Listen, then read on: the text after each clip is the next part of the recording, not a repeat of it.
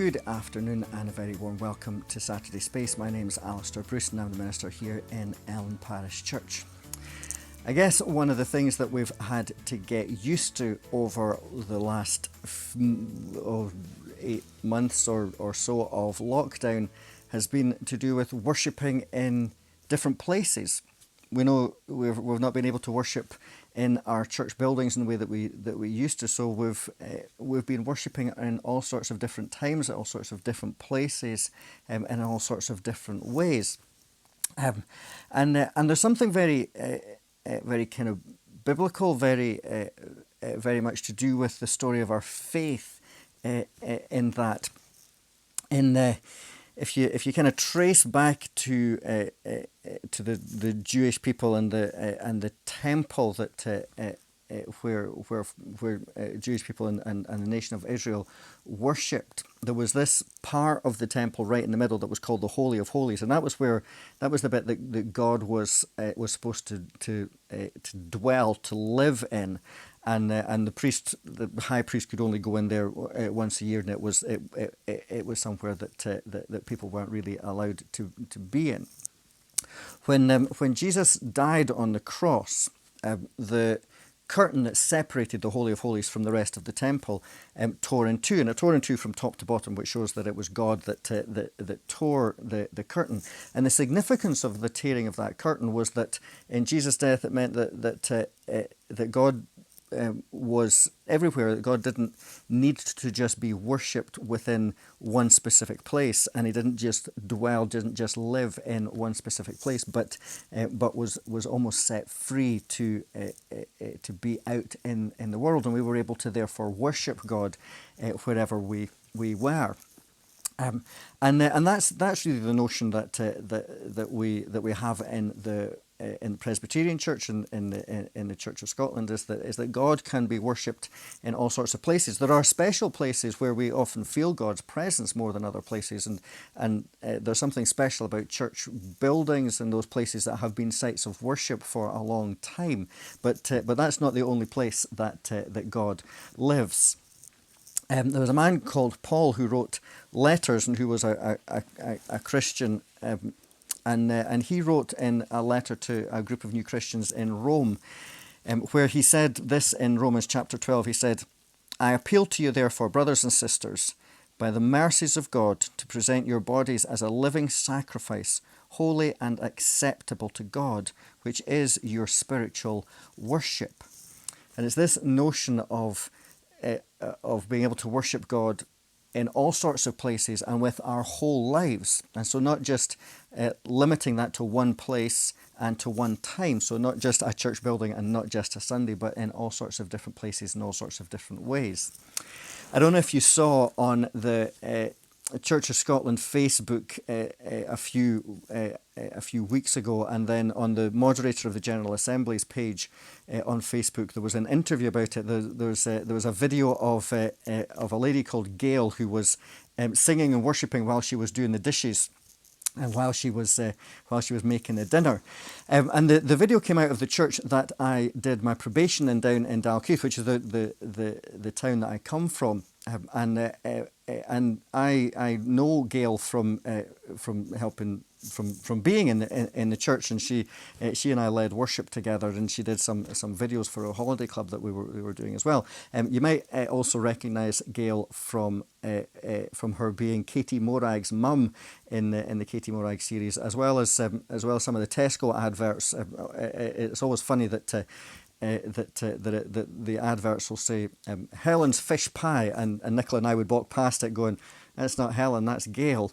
And Gail is lovely, and I'm gonna show you is the clip of her singing her praise to God in her kitchen and leading worship in that way, and also the interview that Martin Fair, the moderator of the General Assembly, did with her, where she explains a little bit about how she came to faith, and what it was that she was doing when she was making this video, and it's so uplifting, and it's so kind of quirky and so lovely that I thought it would be a great thing to just show for Saturday Space, and just to give us a bit of a lift on Saturday.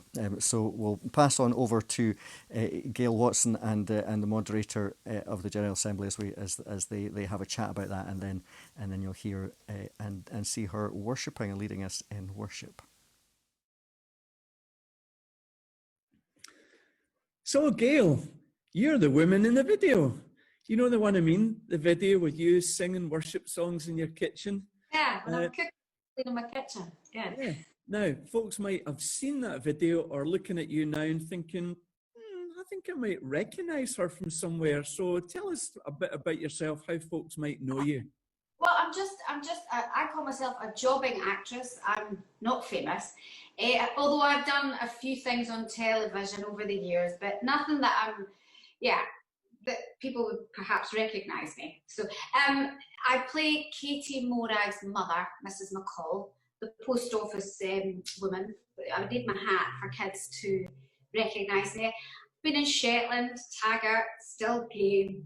Oh, the list could go on. And a couple of adverts. I was Helen's leg of lamb in the Tesco advert. Right. Well, out of all those, Shetland was our favourite. It was an absolutely brilliant drama, wasn't it? And we loved that. But listen, here we are. You were singing your heart out there in your kitchen. Now, here's the thing. Most people think about worship as being in the church building, but we haven't had our church buildings available. So it was an inspiration to see you worshipping at your kitchen sink. Tell us how it came about. There was a lot of practicalities behind it, actually, Martin, because I genuinely did have, 2 or 3 things to do. I had to get the dishes washed. I was cooking the dinner, and I had to pick up the boys at school. And then I'm thinking, oh, gee whiz, I've got to do 3 songs for Keith and get that in so that Peter can edit it for Sunday service. So there was a part of me going, and, we've got our church family are such wonderful people and so open. I thought, they'll not mind. They'll probably get quite a kick out of the fact that I'm, doing the dishes and making the tea. So it was slightly gimmicky in the sense that I know our church family would appreciate it because it was me. But the practicality side of, I really need to get everything done when I get the boys at school. So that was how it came about. Yeah. And who'd have known that domesticity would have been, liked?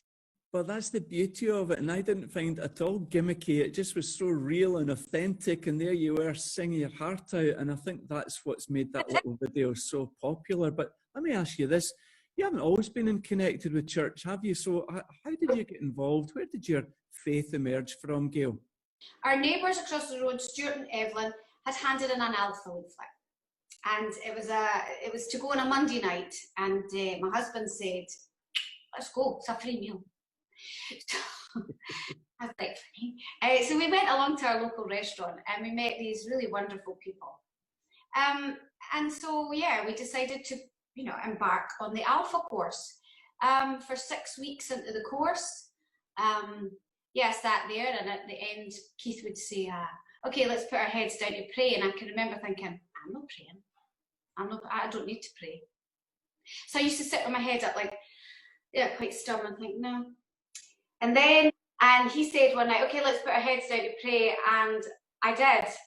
And the first thing I said to our Father was, am I okay? Do you like me? And I could get quite upset thinking about it, because it was the first thing I said was looking just, I don't know, for affirmation of, am I doing okay? And because I knew I could be better. And I knew I could do better. But that was quite weird. And from that point on, I would never question to put my head, to pray ever again. Thank you for sharing that, Gail. It's a wonderful story of how that invitation from your neighbours led to you going for a free meal on a Monday night, and then you coming before God personally, like that for the first time. So listen, thank you for sharing. Thank you for the video. And we're going to play the video now, just for those who haven't seen it before. So every blessing to you, Gail, in all of your life as you go forward. Thank you very much for chatting today. Thank you, Martin. Okay, bye for now. Hello, folks. How's your Sunday so far? Here's one that we all know. dead repetitive, so it's really easy to sing along with. Ready? Open the eyes of my heart, Lord. Open the eyes of my heart. I want to see you.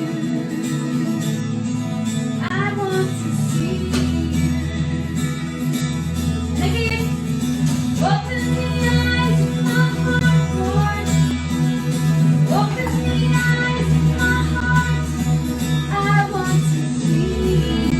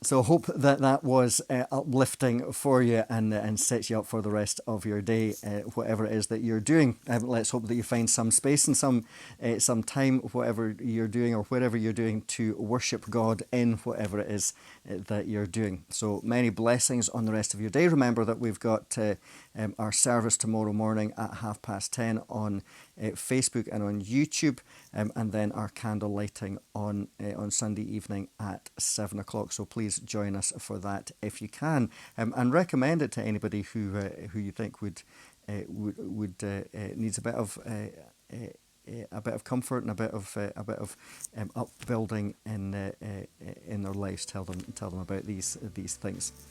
So, the grace of our Lord Jesus Christ, the love of God, and the fellowship of the Holy Spirit be with us all now and forever. Amen.